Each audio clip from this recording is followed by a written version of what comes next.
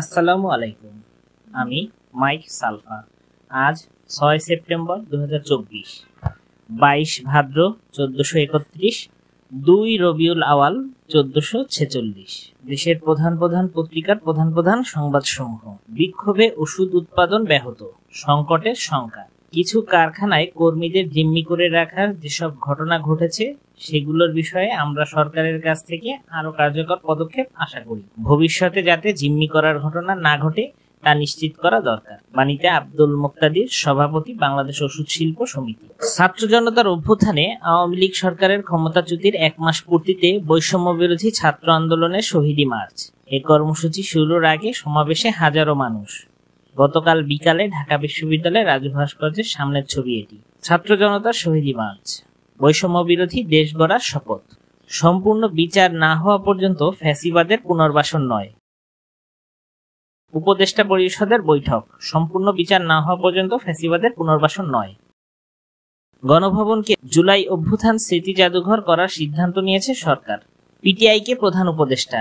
শেখ হাসিনাকে দেশে ফিরিয়ে সবার সামনে বিচার করতে হবে। 1654টি অস্ত্র এখনো জমা পড়েনি।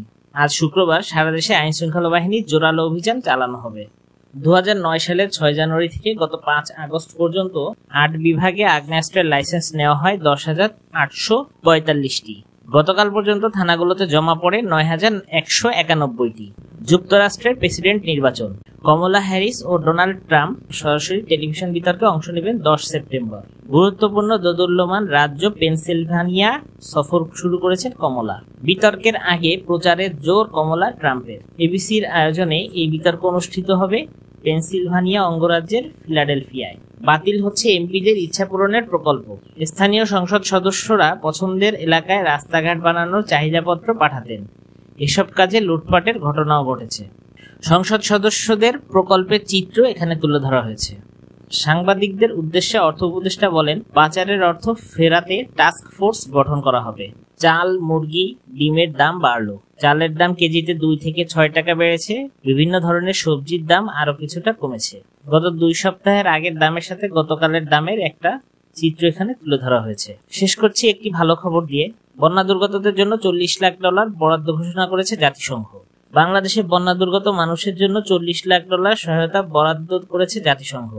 বুধবার জাতিসংঘের মহাসচিব অ্যান্টোনিও গুতেরেসের মুখপাত্রের কার্যালয়ে অনুষ্ঠিত নিয়মিত প্রেস ব্রিফিং এর আগে পাঠ করা এক বিবৃতিতে এ তথ্য জানানো হয়েছে। ত্রাণ তহবিলে মোট জমা 94,53,023 টাকা। বন্যার্তদের সহযোগিতায় আপনিও এগিয়ে আসতে পারেন। এখানে হিসাবের নম্বরটি দেওয়া আছে। আমরা আমাদের যার যা সাধ্য মতো বন্যার্তদের পাশে দাঁড়াবো। ভিডিওটি যদি আপনার ভালো লেগে থাকে তাহলে এটি আপনার বন্ধুদের সাথে শেয়ার করুন। চ্যানেলটি সাবস্ক্রাইব করে আমাদের সাথেই থাকুন। দেখা হবে অথবা কথা হবে আগামীকাল। সে পর্যন্ত সবাই ভালো থাকবেন। ধন্যবাদ।